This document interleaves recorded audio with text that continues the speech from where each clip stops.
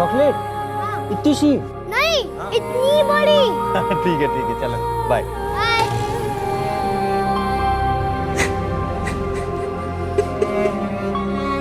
Postmortem अभी होना बाकी है, आप आइडेंटिफाई कर लें। कपड़े उसी के, दौड़ता हुआ आया, बोला जल्दी आना, चॉकलेट लेकर के आना। क्यों मार दिया मेरे बच्चे?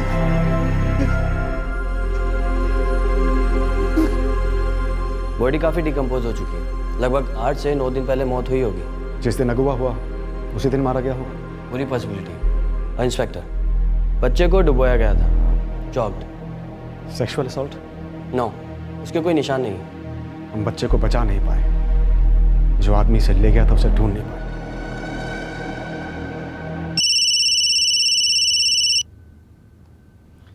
हाँ दिव्या। अर्पिता आई है थाने से, कह रही है उस अननोन कॉलर औरत ने अब उसे फोन किया था कल रात को। उसने अर्पिता से कहा कि अब और भी बच्चों को निशाना बनाया जाने वाला है।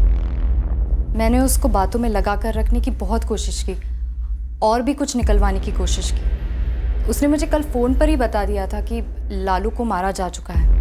मुझे लगा कि ऐसे ही बोल रही होगी, लेकिन आज सुबह पता चला कि लालू की डेड बॉडी मिली है बेड़ा घाट में। पूरी बात शुरुआत से क्या हुई, डिटेल में बताओ अर्पिता। कौन हो तुम और क्यों ये खेल खेल रही हो? मैं कोई खेल खेल रही हूँ? मैं तो बस पुलिस की मदद कर रही हूँ प्रीति को पकड़वाने में। तुम मुझे फ़ोन क्यों कर रही हो? क्योंकि तुम्हारी नाक बड़ी लंबी है अर्पिता, सबके मामलों में घुसेड़ रही हो। दूर रहो, समझी? लालू कहाँ है? उससे तुम्हें क्या, ये बदला है लालू के माँ बाप से बदला। कौन किस बात का बदला ले रहा है? प्रीति ले रही है बदला। मैंने पुलिस से कहा पर वो मान ही नहीं रहे। देखती जाना, अब कॉलोनी के दूसरे बच्चे भी मरेंगे। एक एक करके प्रीति उन्हें मारेगी। लालू के माँ बाप जिम्मेदार होंगे सारे बच्चों के लिए। ये खुद प्रीति के शब्द हैं। ये सिर्फ शुरुआत है अभी। देखो, साफ साफ बताती क्यों नहीं हो कि ये प्रीति कहाँ है और कौन है ये प्रीति? Hello hello. बदले के बारे में कुछ नहीं बताया? लालू के माँ बाप ने ऐसा क्या कर दिया था उसके बारे में कुछ नहीं बताया? नहीं सर, उसने जो कुछ भी बोला मैंने आपको बता दिया। उसने अचानक से मेरा फ़ोन कट कर दिया था। तुम तो मोहल्ले की सारी औरतों को जानती हो, आवाज़ पहचान में आई उसकी? नहीं सर, मैं उसकी आवाज़ नहीं पहचान पाई। अगर मुझे पता चलता कि ये वही औरत है तो मैं उसका कॉल रिकॉर्ड कर लेती। सेल फोन से कॉल किया था सर उसने, रिकॉर्ड्स मंगवाए हैं उसके। हमारे लैंडलाइन के रिकॉर्ड्स भी आज ही आ जाएंगे। गुप्ता परिवार शोक में है अर्पिता, लेकिन हमें उनसे बात करनी है, ये जानने के लिए कि बच्चे को क्यों मारा किसी ने, और ये किस बदले की बात कर रही है वो औरत। इस वक्त उनकी हालत नहीं है कुछ बताने लायक।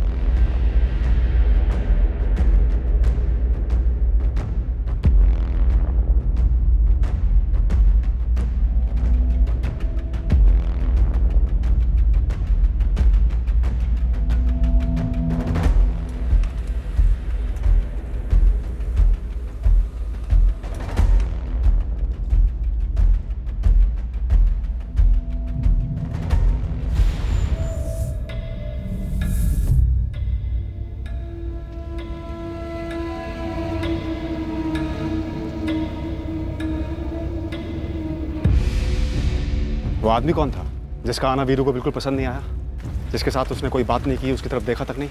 जितेंद्र गुप्ता, हमारे चाचा जी। और वीरू भैया को लगता है कि इन सबके पीछे वो है। और हम आपसे कब से पूछे जा रहे हैं किसी पे कोई शक है, किसी पे कोई शक है, तब तो आपने कुछ नहीं बताया। सर इसलिए नहीं बताया कि हमें लगा ही नहीं कि चाचा जी कभी ऐसा कुछ कर सकते हैं। कल रात में भैया ने बताया कि हो सकता है कि चाचा जी इसके पीछे हों, और आपने भी कहा था कि कोई करीबी हो सकता है। और हमारा चाचा जी से झगड़ा भी है। किस बात को लेकर? धंधे को लेकर। पहली दुकान पिताजी और चाचा जी ने मिलकर खोली थी। उसके बाद जितनी भी दुकानें सब भैया ने खोली हैं। अब चाचा जी को उसमें हिस्सा चाहिए। ना तो उसमें उनकी लागत है और ना ही मेहनत। कब की बात है ये? सर 12 साल पहले की। और वीरू को लगता है कि अब जाकर जितेंद्र गुप्ता ने अपना बदला लिया। शुरुआत में हमें ऐसा लगा ही नहीं, लेकिन अब किसी ने हमारे लालू को छीन लिया है तो हमें लगता है कि उन्होंने किया है। जीतू चाचा जी।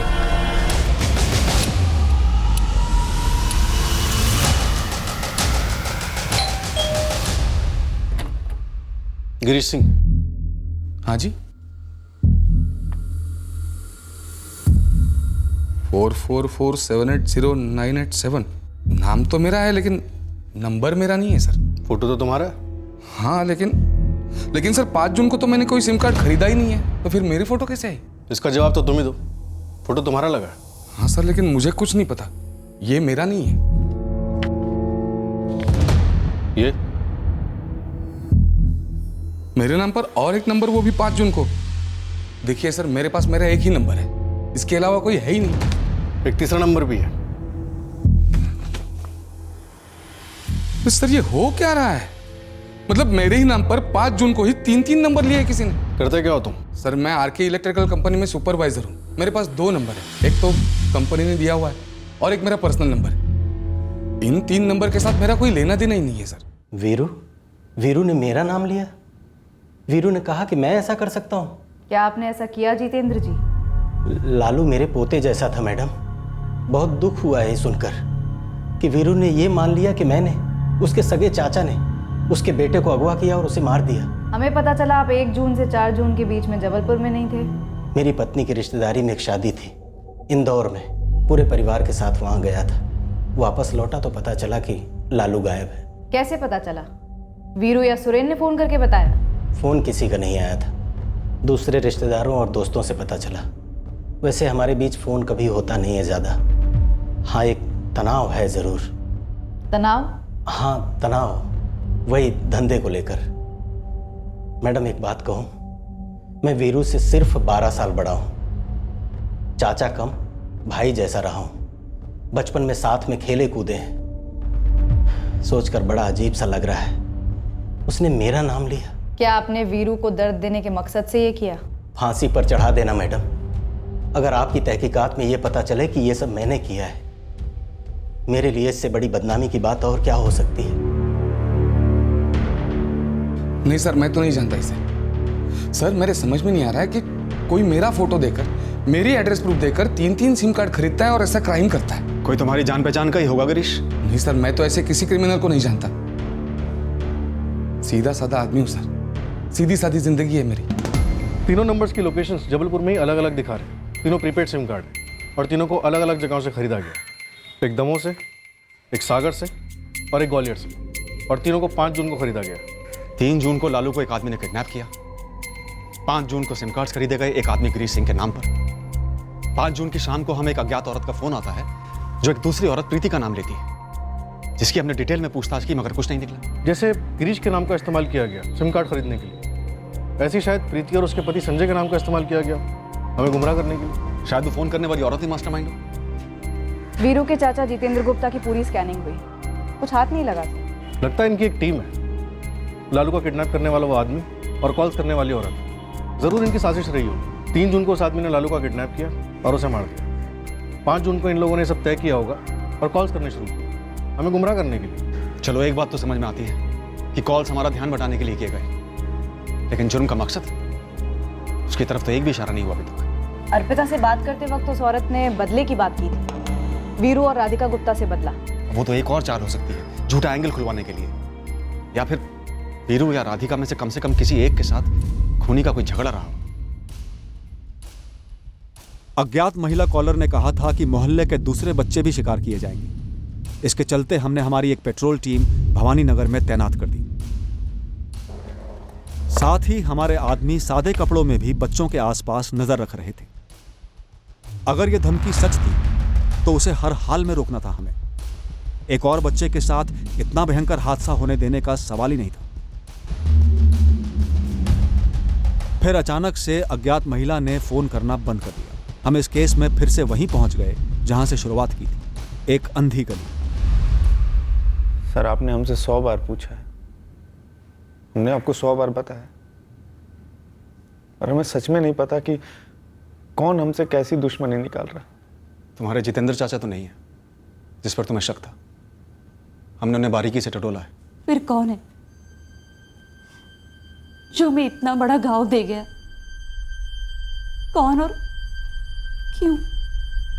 हमने बच्चे उठाने वाले सारे हिस्ट्री शीटर्स को भी खंगाला है, कहीं कुछ मिला नहीं। हमने बच्चों को मॉलेस्ट करने वाले एंगल के बारे में भी सोचा, किसी ने शायद बच्चे के साथ बलात्कार किया हो, लेकिन ऐसा कुछ हुआ नहीं है, सिर्फ कत्ल हुआ है। कौन है सर? कौन? बस एक बार उसे मेरे सामने लाकर खड़ा कर दे। मेरे 6 साल के मासूम बच्चे को क्यों मार दिया गया सर? क्यों?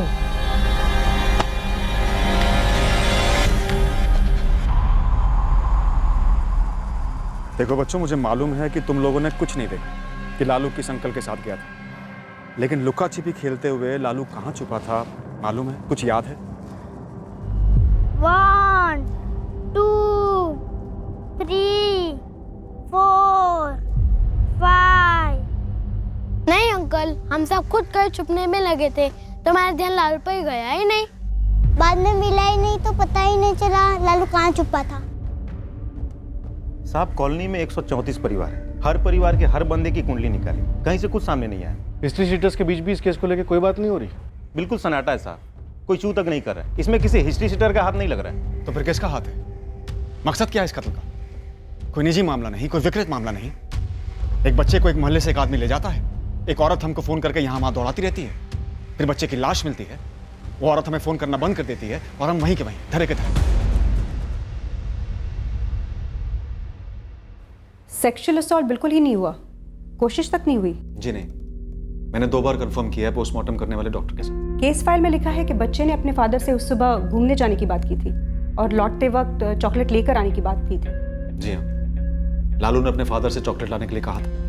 मैंने ऐसे काफ़ी केसेस स्टडी किए हैं जिसमें किडनैपर ने बच्चे को चॉकलेट का लालच देकर किडनैप किया है, पर ज़्यादातर केसेस में किडनैपर विक्टिम का कोई करीबी या पहचान वाला रहा है। वही तो हमारी प्रॉब्लम है, हमने भी वहीं से शुरुआत की है, जीरो से, कि किडनैपर बच्चे का कोई परिचित हो, जिसकी बच्चे के माँ बाप से कोई दुश्मनी हो, या फिर कोई सरफिरा विकृत रिश्तेदार जो बच्चे को मॉलेस्ट करना चाहता हो, शिकार करने के लिए निकला।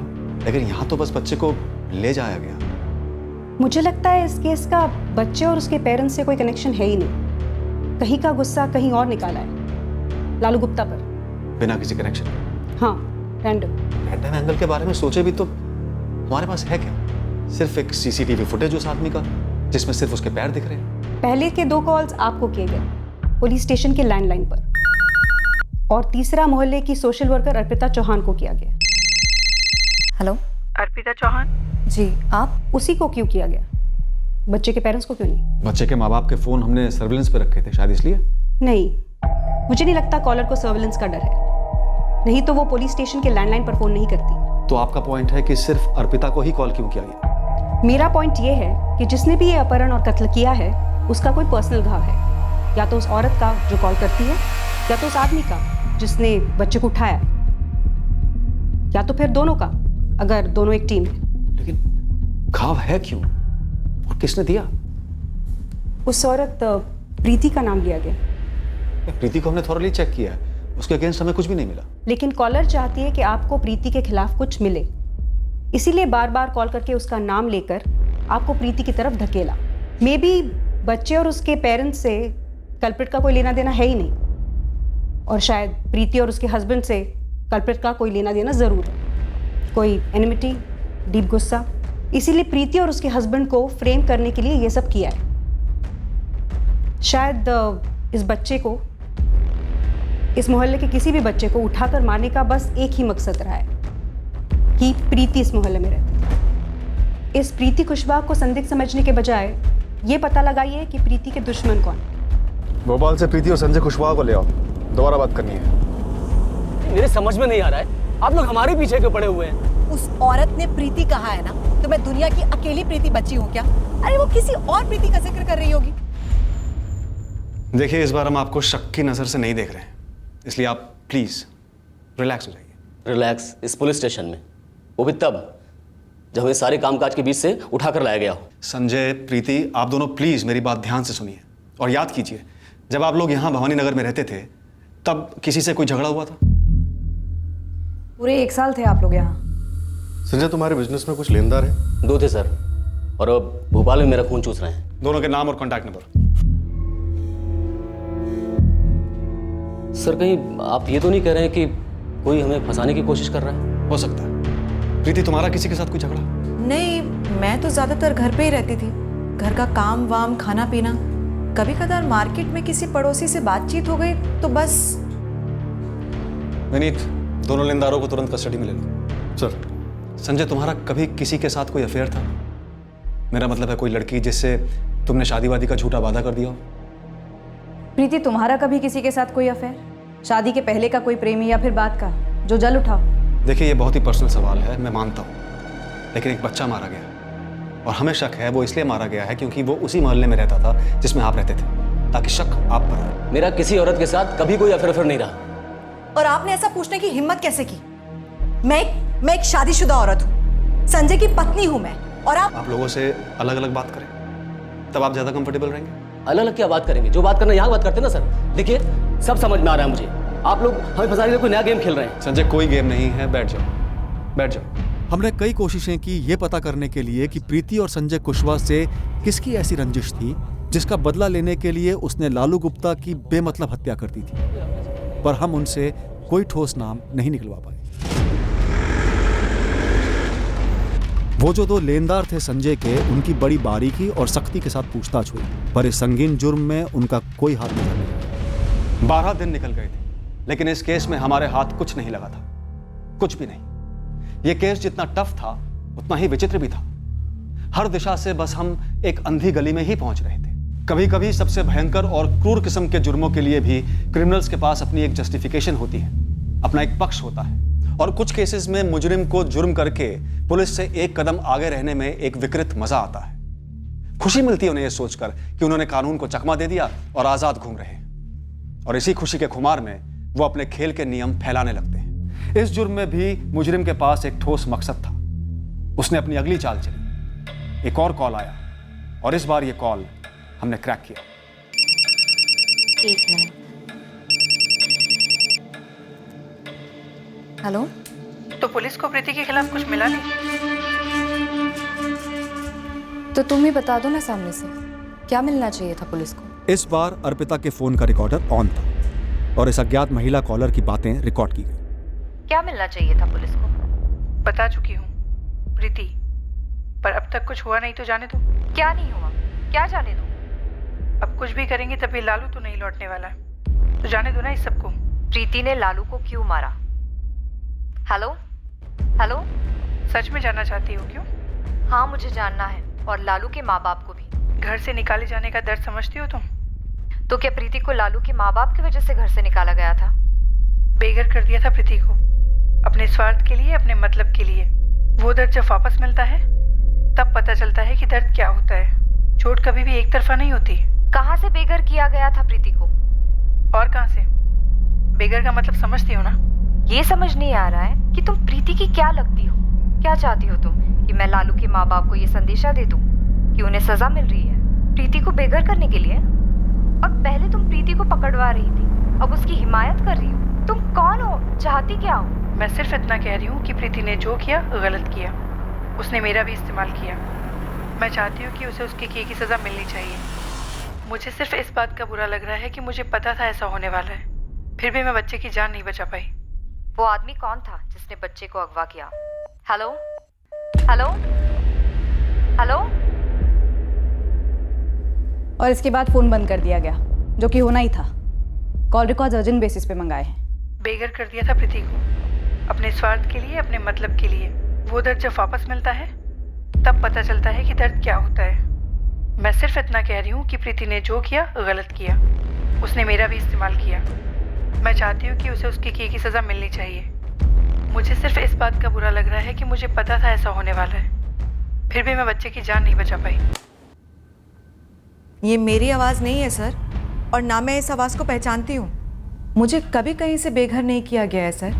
पिछले 6 साल से बहुत आराम से संजय के साथ रह रही हूँ। और उसके पहले झांसी में अपने मम्मी पापा के साथ इज्जत से रही हूँ, इज्जत से विदा हुई हूँ। हमें फालतू में इस मामले में घसीटा जा रहा है। वीरू ये जिस औरत की बात कर रही है, लगता है ये प्रीति खुशबुआ तो नहीं है। पति पत्नी दोनों की बैकग्राउंड की बाल की खाल की है हमने। फिर ऐसी दूसरी कौन सी प्रीति है जिसको बेघर किया गया था, चोट पहुंचाई गई थी? मैंने किसको बेघर किया?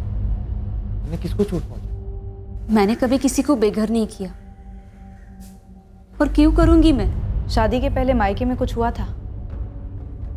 कोई प्रीति नाम की लड़की थी, रिश्तेदार या किराएदार?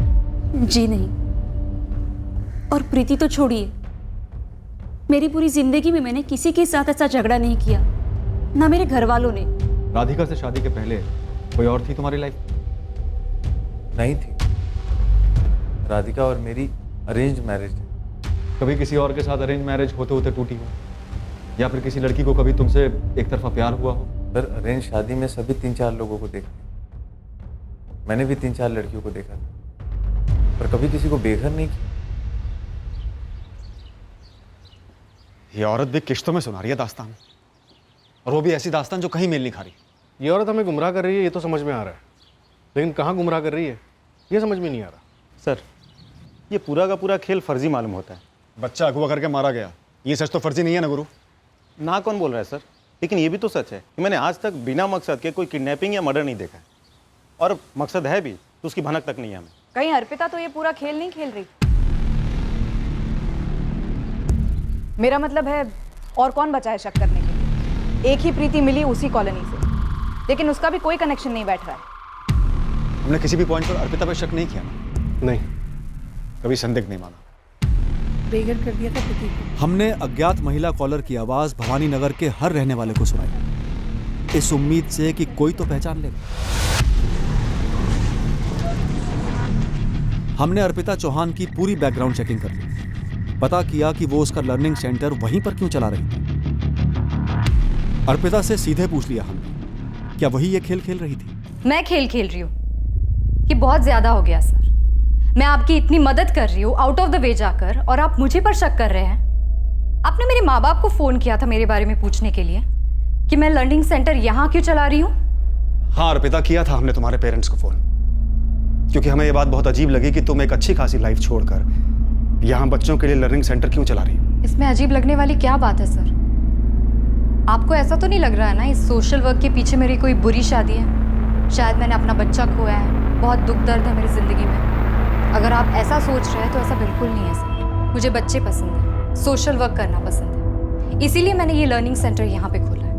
मुझे जैसे लोग होते हैं, नॉर्मल होते हैं, और मैं कोई पागल नहीं हूँ जो अपने मोहल्ले के किसी बच्चे को उठवा कर उसको मार दूँ, वो भी वो बच्चा जिसे मैं अच्छी तरीके से जानती हूँ, और कोई दूसरी औरत से ऐसे कॉल्स करवाऊँ। सर, बाकी की सारी चीज़ें साइड में, आप थोड़ा सा तो कॉमन सेंस इस्तेमाल कर सकते थे मुझ पर शक करने से पहले।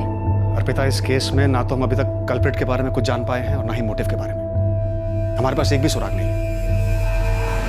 सालों में पहली बार आज किसी केस को लेकर इतना बेबस महसूस कर रहे हैं। हमें सब पर शक है, इसलिए तुम पर भी शक हुआ। सॉरी। एक ब्रेक थ्रू है। गुरु को प्रीति नाम की लड़की के बारे में पता चला, जो उस मोहल्ले में 2 साल पहले रहा करती थी। उसे भी बेघर किया गया था। कौन है ये प्रीति? जब जमुना ने हम लोगों से बोला ना, तब हमें ख्याल आया। तीसरी गली के दूसरे घर में रहती थी वो वाली प्रीति, पर पूरा नाम क्या था वो हमें पता नहीं था। वो बाबूराम जी है ना, उनके मकान में भाड़े पर रहती थी। उसे घर से किसने निकाला था? वीरू और राधिका ने? सर, हम सब ने मिलकर ही निकाला था, और मकान मालिक को फोन कर दिया था और वो आ गए थे। तुझे याद है वो वाली प्रीति जो घर से धंधा करती थी और जिसे पुलिस पकड़ के ले गई थी? तो ये प्रीति घर से धंधा करती थी, इसलिए आप लोगों ने उसे घर से निकाल दिया या निकलने को कहा? हाँ सर, उसे 6 महीने की जेल भी हुई थी।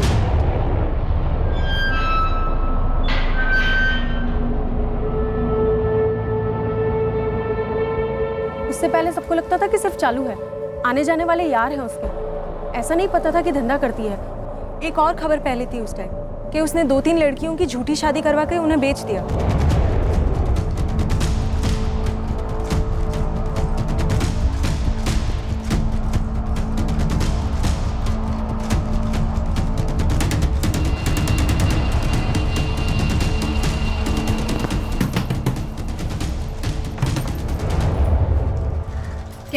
अब भी क्या घर खाली करो और निकल हमारे मोहल्ले से।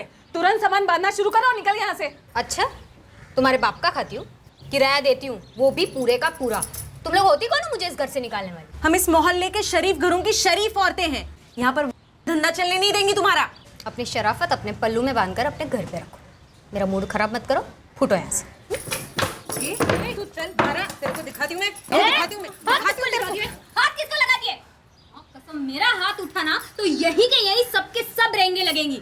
मैंने इतनी मार खाई और इतनी मार मारी है ना कि कसम से 10 जन्म तक तुम लोग मेरा मुकाबला नहीं कर पाओगी, समझ गई? निकलो यहाँ से। तू यहाँ से निकल और कहीं और जाके मारपीट कर। हम तुझे यहाँ नहीं रहने देंगे और हमने मकान मालिक बाबूराम जी को भी बुला लिया है। ए, जो भी नाम है तेरा, तेरे घर पे आती हूँ धंधा करने। तेरे पति को बहलाया फुसलाया मैंने। हमें ऐसे वैसे लोग नहीं चाहिए इस मोहल्ले में। तुम्हारे कस्टमर्स आते जाते रहते हैं, हमारे छोटे बच्चे हैं, उन पर क्या असर होगा इस गंदे माहौल का? तू अपना सामान समेट और निकल यहाँ से। फिर मकान मालिक बाबूराम जी आए और उसे घर से निकलना ही पड़ा। बहुत गुस्से में निकली थी वो यहाँ से। हाँ, उसने तो मारपीट की धमकी भी दी थी। हे राम, कहीं उसी ने तो नहीं किया ये सब? नहीं सर, इन सब के बीच में मैंने उसे कभी कुछ नहीं कहा। मैंने भी नहीं कहा। मुझे तो ये सारी बातें काफी बाद में पता चली और उस वक्त तो मैं यहाँ थी भी नहीं। जो आवाज हमने आपको सुनाई थी वो प्रीति की हो सकती है? सर 2 साल पहले की बात है, आवाज कैसे याद रहेगी? मकान मालिक बाबूराम का नंबर और एड्रेस दीजिए। मोहल्ले की बाकी औरतों ने उस प्रीति को घर से निकाला। उस वक्त तो हम वहाँ थे भी नहीं। पूरे मोहल्ले से बदला लेने के लिए उसने हमारे बच्चे को निशाना बनाया। सर मुझे पता होता कि वो धंधा करती है तो मैं उसको मेरा घर किराए पे क्यों देता? और दिया भी तो बिना किसी एग्रीमेंट के। कोई फोटो, कोई एड्रेस, कोई फोन नंबर, कुछ तो होगा तुम्हारे पास। सर जब घर से ऐसे ही निकाल दिया तो एग्रीमेंट, नंबर वो सब रख के क्या करता? फेंक दिया। तुम्हारे पास कैसे आई थी? कोई तो होगा जो उसके बारे में जानता होगा।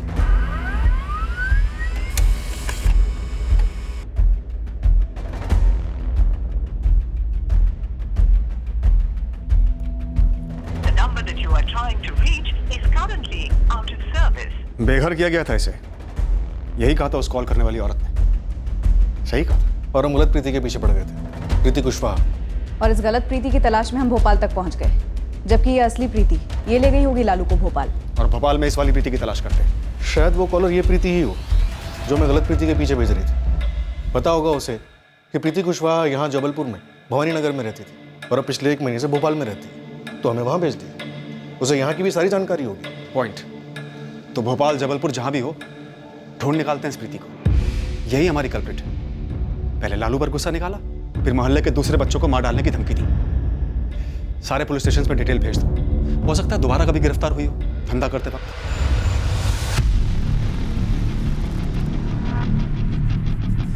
अब इस दूसरी प्रीति के लिए जबरदस्त खोज शुरू हुई। हमें यकीन था कि यही प्रीति इस जुर्म के पीछे है। भोपाल का चप्पा चप्पा छाड़ा गया और जबलपुर का भी।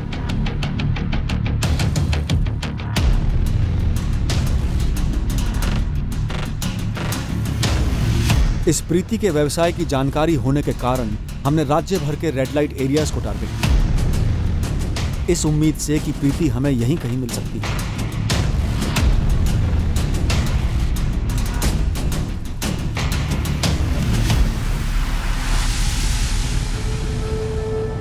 और ये प्रीति हमें मिली और काफी जल्दी मिल गई, भोपाल से।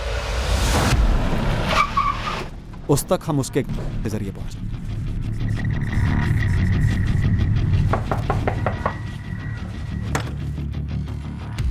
जी लालू गुप्ता को तूने यही मारा?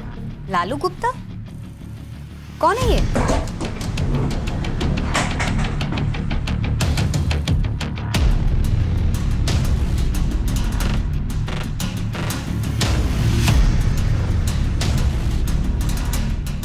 अरे मैडम, आप किस लालू गुप्ता की बात कर रही हैं? लालू गुप्ता भवानी नगर वाला, 6 साल का बच्चा। तुम्हें भवानी नगर से भगा दिया गया था, बेघर कर दिया गया। हाँ, इज्जत के फालूदे हो गए थे मेरे, पर वो तो 2 साल पहले की बात है। बेघर कर दिया था प्रीति को, अपने स्वार्थ के लिए, अपने मतलब के लिए। वो दर्द जब वापस मिलता है तब पता चलता है कि दर्द क्या होता है। चोट कभी भी एक तरफा नहीं होती। मैं सिर्फ इतना कह रही हूँ कि प्रीति ने जो किया गलत किया, उसने मेरा भी इस्तेमाल किया। किसकी आवाज़ है ये? बड़ी भद्दी सी आवाज़ है, मेरी तो नहीं है। अरे आप लोग मेरी तरफ ऐसे क्यों देख रहे हैं? कोई अभी बोलेगा कि ये मेरी आवाज़ नहीं है। लालू के कत्ल में तेरा साथीदार कौन था? पहली बात तो ये कि मैं धंधे वाली, धंधा करती हूँ और इसके लिए कई बार गिरफ्तार भी हो चुकी हूँ और सज़ा भी काटी है। और दूसरी बात, ये सिर्फ एक भवानी नगर नहीं है जहाँ से मुझे इस तरह से लात मार के निकाला गया। 8 सालों से धंधा कर रही हूँ मैडम, और इन 8 सालों में कई जगह से अलग अलग तरीके से बदनाम हुई हूँ मैं। पकड़ी गई हूँ, बेघर की गई हूँ। हिस्सा है अपनी लाइफ का मैडम, कोई गम नहीं। हाँ, लेकिन ये बच्चा मारने वाली जो बकवास आप लोग ने की है ना, वो तो मतलब आप बंद कर दीजिए, क्योंकि मैंने ऐसा कुछ नहीं किया। प्रीति, इस कमरे में ये सबसे ज्यादा बोला गया झूठ है। पर सर, मैं झूठ नहीं बोल रही हूँ, मैंने सच में कुछ नहीं किया। इस कॉलर ने चोट और दर्द की बात की है, जो तुझे हुआ होगा जब तुझे भवानी नगर से निकाला गया होगा। भले ही किसी और जगह भी हुआ हो, पर यहाँ शायद सबसे ज्यादा हुआ दर्द। मैडम, की लाइफ में कोई एक दर्द हो तो गिनवाऊं। दर्द ही दर्द है हमारी लाइफ में। कोई कस्टमर आके बैठता है और पैसा नहीं देता, वो तो सबसे दर्दनाक होता है। कोई साले बैठने के नाम पर हमें काटते हैं, नोचते हैं, मारते हैं, वो एक अलग दर्द। कुछ साले सपोले आप लोगों के पास आके चुगली कर दे, उसका एक अपना दर्द। फिर पकड़े जाना, धंधा बंद होना, कोर्ट के लफड़े, वकील की चिकचिक और फिर जेल। दर्द ही दर्द है मैडम हमारी लाइफ में। लेकिन फिर भी हंस खेल के अपनी जिंदगी काट लेते हैं। इस तरह पागलों की तरह अपना बदला खून करके नहीं लेते। ये तेरा दूसरा साथीदार जिसने लालू को उठाया। यहाँ तो सिर्फ बच्चा दिख रहा है, आदमी कहाँ है? ये उसके पैर दिख रहे हैं। कौन है ये? सर, भोपाल से फॉरेंसिक का फोन था। इस प्रीति की आवाज़ उस रिकॉर्डेड आवाज़ के साथ मैचिंग के लिए भेजी गई थी। आवाज़ तो मैच नहीं हुई, लेकिन उसने कुछ और बताया। क्या? सर, ये जो कॉलर जो आपको इन्फॉर्मेशन या लीड्स देती आई है, इसका औरत होना ज़रूरी नहीं है। ये क्या बोल रहे हो अमित? औरत होना ज़रूरी नहीं है मतलब? जी सर, दरअसल ये आवाज़ एक सॉफ्टवेयर है। सॉफ्टवेयर? मतलब आवाज़ बदलने का सॉफ्टवेयर? करेक्ट। इस सॉफ्टवेयर से किसी भी मर्द की आवाज़ को औरत की आवाज़ में बदल दिया जा सकता है। आप चाहें किसी भी आवाज़ में बात करें, ये ऐप या ये सॉफ्टवेयर उसकी फ्रीक्वेंसी को इस तरह से मॉड्यूलेट करता है कि सामने वाले को औरत की आवाज़ ही सुनाई दे। जस्ट वेट सर, मैं आपको डेमोन्स्ट्रेशन देता हूँ। Just wait.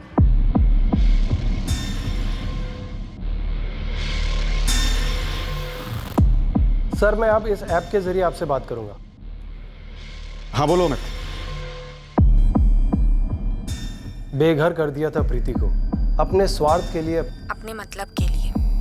जब किसी के दिल में चोट पहुंचती है तो चोट पहुंचाने वाले को पता नहीं होता कि दर्द कितना होता है। वो दर्द जब वापस मिलता है तब पता चलता है कि दर्द क्या होता है। चोट कभी एक तरफा नहीं होती। समझे सर? तो इसका मतलब इतने दिनों तक हमें गुमराह किया गया, एक तरीके से उल्लू बनाया गया हमारा। हाँ सर, जिसे आप औरत समझ रहे थे, दरअसल वो एक ऐप था।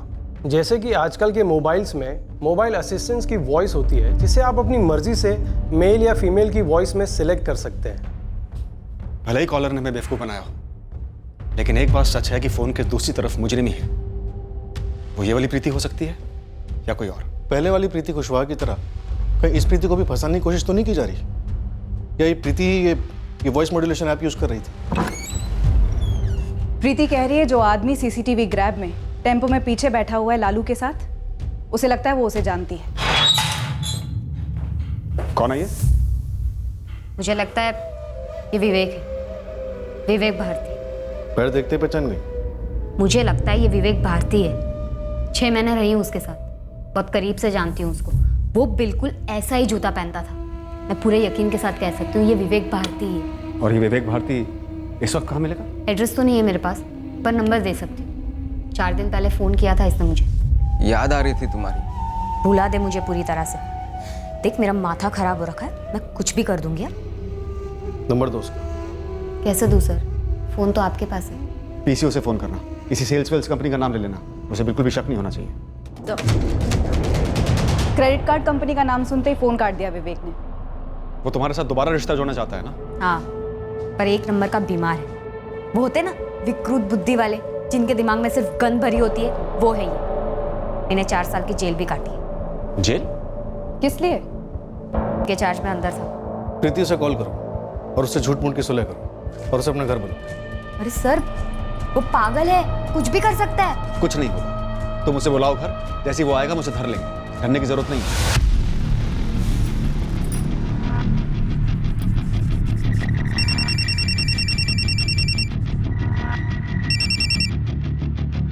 हेलो प्रीति, विवेक, कैसे हो तुम?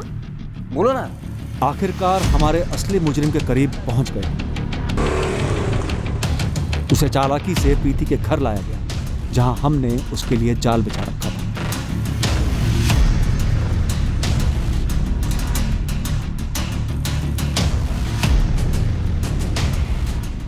हमें जरूरत ही नहीं पड़ी कि प्रीति के जरिए हम विवेक भारती की पहचान करवाएं। उसकी तस्वीर हमारे पास पहले से थी।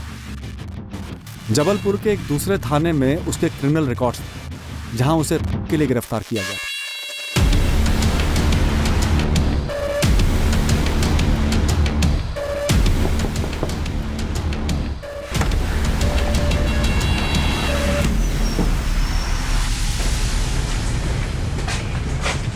इसके पहले कि हम विवेक भारती को लालू गुप्ता मर्डर केस के बारे में इंटेरोगेट करते हैं, हमें उसके अतीत का पता चला कि यह आदमी वाकई में एक विकृत दिमाग वाला है, जिसे का अजीब सा एडिक्शन था। विवेक भारती की पहली शादी मधु नाम की लड़की से हुई थी। 1 साल के अंदर डिवोर्स हो गया था। मधु को पता चला विवेक के वहशी एडिक्शन का। 24 घंटे की मांग करने वाले और उसके अलावा कोई रिश्ता नहीं रखने वाले विवेक से मधु तंग आ गई और उसने शादी तोड़ दी। बहुत जल्द विवेक की जिंदगी में नम्रता आई और विवेक उसके साथ रिश्ता बनाने में कामयाब हो गया। अपने घर वालों की मर्जी के खिलाफ नम्रता विवेक के साथ भागकर जबलपुर चली आई, जहां से विवेक बिलोंग करता था। नम्रता को बहुत जल्द पता चलने वाला था विवेक के एडिक्शन के बारे में। नम्रता भी विवेक की असलियत जानकर विवेक को छोड़कर भाग गई, पर विवेक ने उसका पीछा नहीं छोड़ा। वो उसके पीछे पागलों की तरह पड़ा रहा, उसे परेशान करने लगा। इसके चलते नम्रता ने विवेक के खिलाफ की शिकायत की और विवेक ने 4 साल जेल में बिताए। मुझे मालूम था ये विवेक जेल से निकला है, क्योंकि मैं भी उसी टाइम पे जेल से निकली थी। मेरी फ्रेंड है वंदना, उसने मिलवाया था मुझे इस विवेक से। उसका पति विवेक के साथ जेल में था। कैसा आदमी है ये विवेक? पागल तो है ही, जैसे मैंने आपको बताया, पर एक बात है सर, काफ़ी अच्छे खानदान से, पढ़ा लिखा है। सागर में रहते हैं उसके भाई बहन, पुश्तैनी ज़मीनें, हवेली, सब कुछ है। माधव बता रहा था कि कोई सेल्समैन का काम करता है ये विवेक, लेकिन काफ़ी तगड़ी पार्टी है। लेकिन वंदना चर्च में अंदर गया था ना। अरे पे पूछने की क्या बंद करें, कमीनी गर्लफ्रेंड थी उसकी, पीछा छुड़ाने के लिए चार्ज लगा दिया और गया 4 साल के लिए अंदर। तू देख ले बेटी, उसे औरत चाहिए। तू अब भी निकली है जेल से, कहाँ वापस धंधा वंदा जमाएगी। और इतना ज़रूर बता दूँ, तुझे संभालने की अच्छी औकात रखता है वो, पुश्तैनी पैसे है उसके पास। उनकी बात बिल्कुल सही थी मैडम, पैसों की कमी नहीं थी, पर एक नंबर का सरफिरा है, पागल है बिल्कुल। के मामले में? क्योंकि कंपटीशन लग जाए ना तो ओलंपिक जीत के आए, आधे आधे घंटे पे तलब लगती थी। उसके लिए ना लाइफ में और कुछ मायने नहीं रखता था इसके अलावा। अच्छी खासी देखभाल तो करता हूँ तेरी, थोड़ा सा 4 पैसे क्या देता है दाल रोटी के, समझ के क्या रखा है? मशीन हूँ मैं, हाँ? या कोई साइकिल हूँ जो चढ़ के चलाने लगे? प्लीज मुझे घर से बाहर मत निकाल रही थी, प्लीज। ड्रामा मत कर, बहुत आए तेरे जैसे, बहुत देखे मैंने, समझ गया? अब भी क्या यहाँ से नहीं निकला ना तो पुलिस में जाके चट ठोकूंगी। चल निकल। ऐसा मत बोल प्रीति, ऐसा मजाक में मत बोल प्लीज। देख, समझने की कोशिश कर प्रीति, मुझे तेरी जरूरत है। तेल लगाने गई तेरी जरूरत, जाके ना किसी दीवार से चिपक जा। अरे के परे है तू, बीमार साले। निकल यहाँ से, निकल। प्रीति मेरे को घर आने देना। तो फिर से आ गया? खुद का दिमाग तो सड़ा चुका था ये, अब मेरा दिमाग सड़ाने पर तुला था। हेलो, बोला था ना तेरे से फोन मत करना। फोन कर करके दिन रात दिमाग चाटता था मेरा। 1 महीने से शांत था, फोन वोन कुछ नहीं, पर अभी 4 दिन पहले फोन आया था। मुझे तो लगता है मैडम वो पूरी तरह से हो चुका है। बच्चे को मार डाला और अब लड़की की आवाज निकाल के मुझे फंसाना चाहता है। और तुम्हें पता ही नहीं कि उसने बच्चा उठाया नहीं उठाया? सर पता होता तो चुप नहीं बैठती, एक बार फोन करके आपको वार्निंग जरूर देती।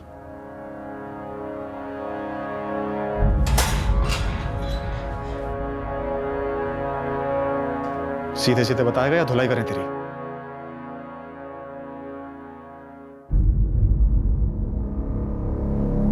उसने जज की धमकी नहीं देनी चाहिए थी। उस प्रीति ने, पहले नम्रता ने फंसाया, फिर ये प्रीति। समझ क्या रखा है? बच्चे लालू ने क्या बिगाड़ा था? कुछ नहीं, मैं प्रीति को फंसाना चाहता था। आवाज बदलने वाला ऐप, ये पहले से तेरी प्लानिंग थी? गिरीश सिंह की फोटो यूज करके उसके नाम पे 3-3 सिम कार्ड खरीदे तूने? बच्चे को मारने के बाद मुझे समझ नहीं आ रहा था कि मैं ये बात प्रीति तक कैसे पहुंचाऊं। फिर एक रद्दी की दुकान में एक पुराने लाइसेंस के साथ मुझे उस गिरीश सिंह का फोटो मिला, और वॉइस ऐप मेरे पास पहले से ही था। बच्चा लालू तेरे साथ चुपचाप आ गया था, चिल्लाया विल्लाया नहीं? उसे चॉकलेट चाहिए।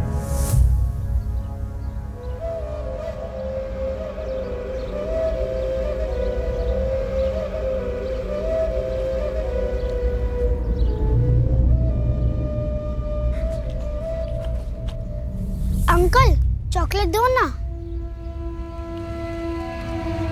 दो ना थोड़ा। ये वाली तो खत्म हो गई। और नहीं है? घर पे फ्रिज भर के, जितना चाहिए ले ले। फॉरेन की है, इंपोर्टेड। चाहिए? हाँ। तो चल मेरे साथ। अंकल आपका घर ज्यादा दूर तो नहीं है ना? नहीं नहीं, पास में ही है। तू उसे भवानी नगर से देवी चौक ले गया अपने घर, उसने कोई सवाल जवाब नहीं किया? हंसते खेलते आ गया मेरे साथ। उसे चॉकलेट दी तूने? जलेबी खिलाई। आजा बेटा, तू यहाँ बैठ जा, मैं ये जलेबी प्लेट में डालकर लाता हूँ। ओके? पहले गर्मा गर्म जलेबी खा ले और फिर ठंडी ठंडी चॉकलेट।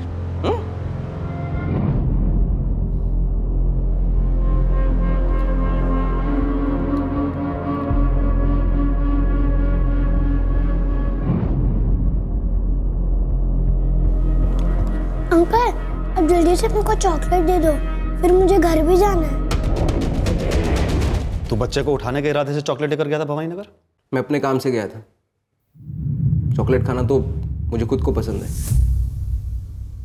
और जब बच्चे ने सामने से चॉकलेट मांगी तब मैंने सोचा ये अच्छा तरीका है प्रीति को सबक सिखाने का। बच्चे को मारकर, एक मासूम बच्चे की जान लेकर। हाँ, पहले ये जलेबी वाले हाथ धो लो, फिर चॉकलेट देता हूँ। ठीक है?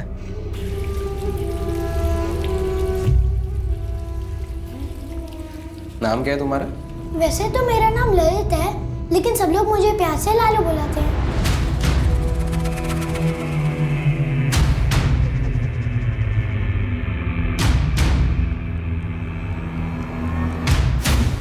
बाथरूम में मारा बच्चे को? बाल्टी में डुबोकर? लाश को कब ठिकाने लगाया? उसी रात को। उठ, खड़ा हो। कहां से उठाया था बच्चे को? कहां तेरा घर है? कहां मारा, कहां फेंका? चल, हर जगह दिखा, चल। लालू के माँ बाप वीरू और राधिका और पूरा भवानी नगर इस केस की असलियत जानकर सुन पड़ गए। हमने विवेक भारती की लगातार पूछताछ की, यह पक्का करने के लिए कि प्रीति का इस मर्डर में कोई हाथ था या नहीं। आखिर में हमने प्रीति को छोड़ दिया, उसके खिलाफ हमें कुछ नहीं मिला। उसी लगातार पूछताछ में हर बार विवेक अपने बयान पर अड़ा रहा कि लालू खुद चलकर उसके पास आया था।